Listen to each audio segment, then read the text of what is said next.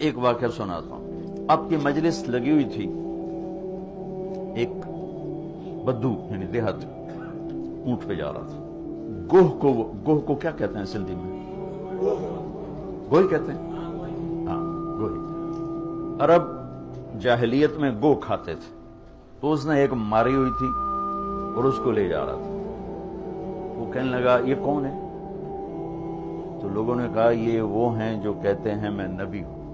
تو اس نے اپنے اونٹ کو موڑا، گوہ کو رسی سے کھولا، مری ہوئی تھی، اور آپ کے سامنے ایسے پھینک دیا. کہنے لگا یہ تجھے کہہ دینا تو اللہ کا نبی ہے تو تجھے مان جاؤں گا. اور بڑا ایسے نا اکڑ کے کھڑا ہو گیا کہ مر جائے تو انسان نہیں بولتا تو جانور کہاں سے بولے گا؟ جانور تو زندہ نہیں بولتا تو مردہ کہاں سے بولے؟ تو ایسے کھڑا. اور وہ ایسے سر زمین پہ مردہ پڑی ہوئی ہے. تو آپ نے ایک نظر اس کو دیکھا، سبحان اللہ. آپ نے کہا یا رب اے گو. تو اس کی آنکھیں ایسے کھل گئی اور اس نے یوں اپنی گردن اٹھا کر کہا، اتنے زور سے بولی کہ پوری مجلس میں آواز پھیل رہی. اس نے کہا لبیک وسعدیک یا زین من وافا یوم القیامہ. اس نے کہا میں حاضر، لبیک میں حاضر، سعدیک میں حاضر، میرا بخت جاگ اٹھا، آج مجھے دو جہان کے سردار نے بلایا ہے. آپ کو ٹائٹل کیا دیا وہ بتانا چاہتا ہوں. یا رسول اللہ نہیں کہا اس نے. سبحان اللہ. قرآن بھی بتاتا ہے اور میرے نبی بھی بتاتے ہیں قیامت کا دن بڑا خوفناک ہے. تو اب وہ کیا کہہ رہی؟ میں حاضر، میری سعادت، اے وہ ہستی جس کی برکت سے قیامت کا خوفناک دن بھی خوبصورت ہو جائے.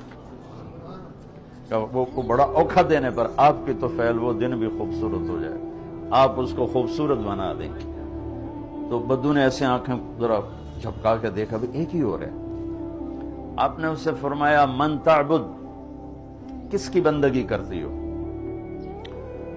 تو اس نے کہا من فی السماء عرشہ وفی الارض سلطانہ وفی البحر سبیلہ وفی الجنت رحمتہ وفی النار عقابہ.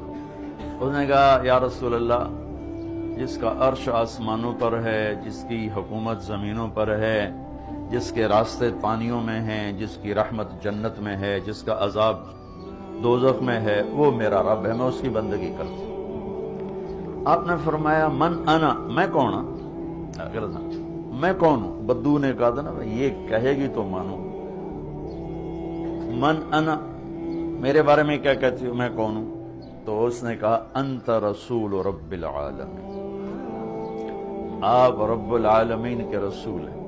اور قربان جاؤں، اس کو بھی پتا تھا کہ صرف رسول ماننے سے ایمان پورا نہیں ہوتا، وہ خاتم النبیین، اور آپ آخری نبی ہیں، آپ کے بعد کوئی نبی نہیں ہے. مہر لگائی ختم نبوت کی گوہ نے، وہ بھی مری ہوئی.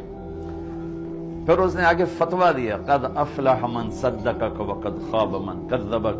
یا رسول اللہ، جو آپ کی غلامی میں آئے گا بس وہی کامیاب ہے، باقی سارے ناکام ہو جائیں گے. اور پھر وہی مردہ گو. تو آپ نے فرمایا اب کیا کہتے ہو؟ کہتا گو تیرا کلمہ پڑھ گئی، میں کہ میں نے پڑھا، مجھے پڑھا دے کل. میں نے آپ کو چھوٹی سی جھلک دکھائی ہے. 7 سمندر کو سیاہی بنا کے اپنے نبی کی تعریف لکھوں تو سمندر ختم ہو جائیں گے، میرے نبی کی تعریف ختم نہیں ہوگی.